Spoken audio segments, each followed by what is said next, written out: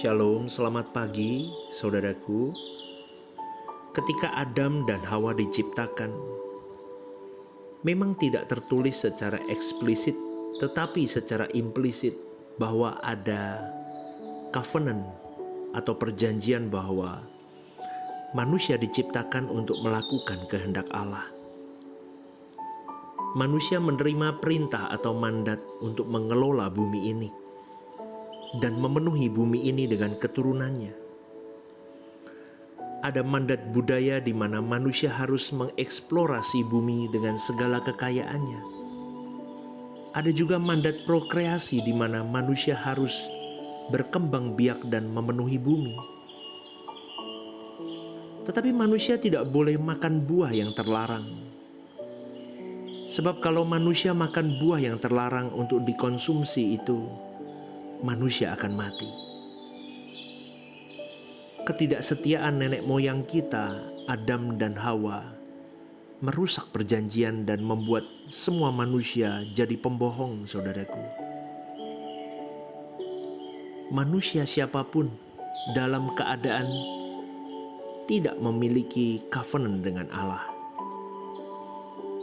Maka betapa hebat keselamatan di dalam Yesus Kristus. Karena Allah mau membuat kembali perjanjian dengan manusia. Manusia dibenarkan untuk menjadi anak-anak Allah. Hendak dikembalikan ke rancangan Allah semula, supaya tidak berkeadaan rusak.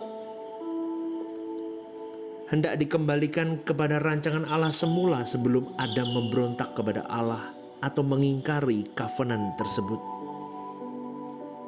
Maka saudaraku, keselamatan adalah usaha Tuhan mengembalikan manusia ke rancangan Allah semula. Allah kembali mau mengadakan perjanjian dengan manusia. Dimulai dari pemanggilan Abraham yang akan menurunkan keturunan yang akan menjadi umat pilihan. Covenant pertama adalah semua keturunan Abraham harus disunat. Maka Allah hampir-hampir membunuh Musa karena Musa tidak memenuhi perjanjian ini. Covenant yang kedua, Israel tidak boleh hidup seperti bangsa-bangsa di luar Israel yang mereka kenal sebagai goyim, artinya orang yang bukan umat pilihan. Karena bangsa Israel memiliki Taurat, saudaraku.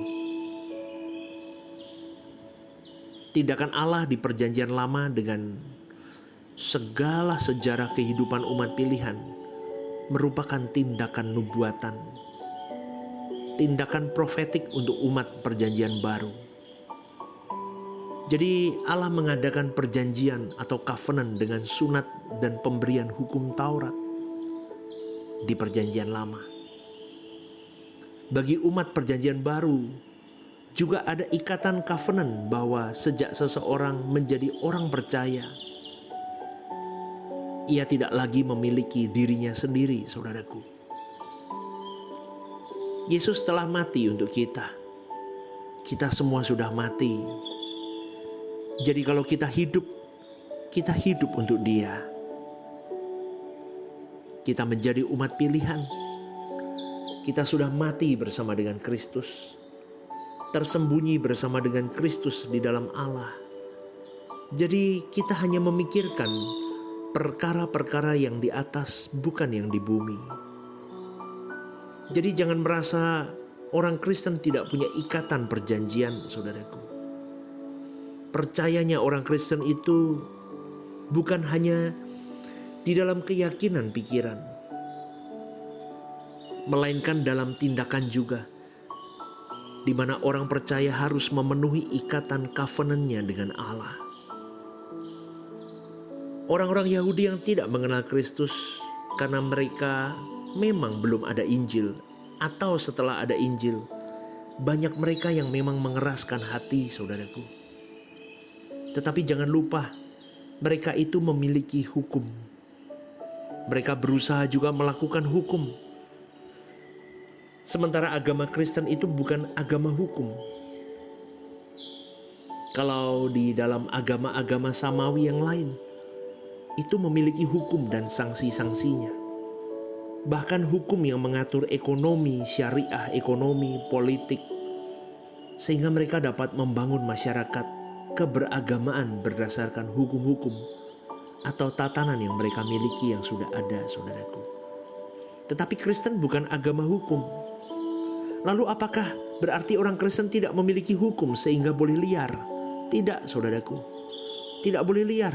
Orang Kristen memiliki tatanan, ikatan covenant, perjanjian dengan Allah, yaitu sunat batin dan materai Roh Kudus di perjanjian baru ini.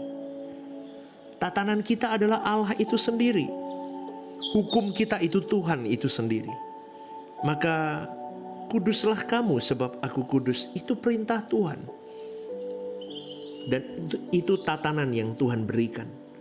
Saudaraku, Roh Kudus pasti memimpin orang percaya untuk hidup di dalam standar kesucian Allah. Maka sunatnya adalah sunat batin. Tatanannya jauh lebih tinggi dari tatanan hukum pada umumnya.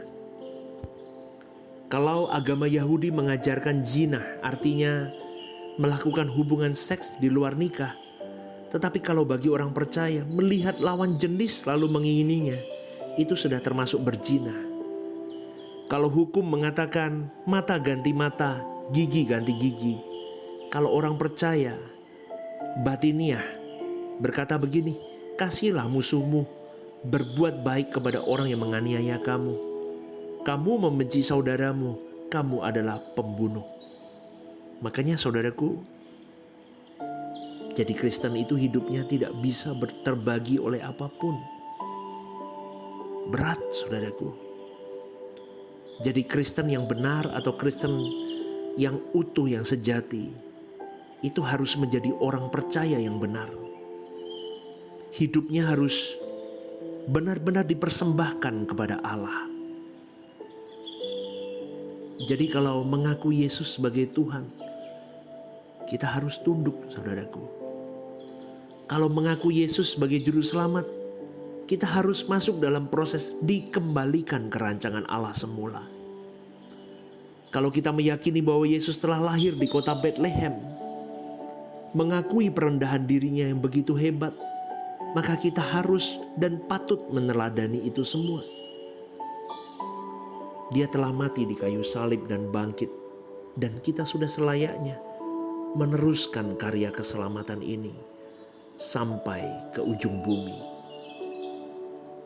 Maka kita harus meneruskan tugas Tuhan, yaitu menjadi saksinya. Amanat agung itu harus kita hidupkan di dalam hidup kita. Itulah covenant yang Tuhan titipkan dalam hidup kita, yang mengikat kita. Oleh karena itu tidak ada orang Kristen yang tidak menjadi hamba Tuhan kalau ia seorang Kristen yang benar. Tidak ada orang Kristen yang tidak menjadi misionaris, dan tidak ada orang Kristen yang tidak menjadi saksi di dalam 24 jam 7 hari hidupnya. Kalau kita mengerti akan hal ini, saudaraku, hidupmu dan hidupku tersita habis untuk kepentingan Tuhan. Tidak boleh tergantikan oleh apapun, tidak boleh terbagi oleh apapun dan siapapun. Hidup kita memang hanya untuk Tuhan saja. Selamat pagi, saudaraku, renungkan ini. Ayo kita rajut hidup kita. Kita hidupi setiap firman yang Tuhan titipkan dalam hidup kita. Dan kita hidup menjadi pribadi yang benar di pemandangan Allah. Tuhan memberkati. God bless you.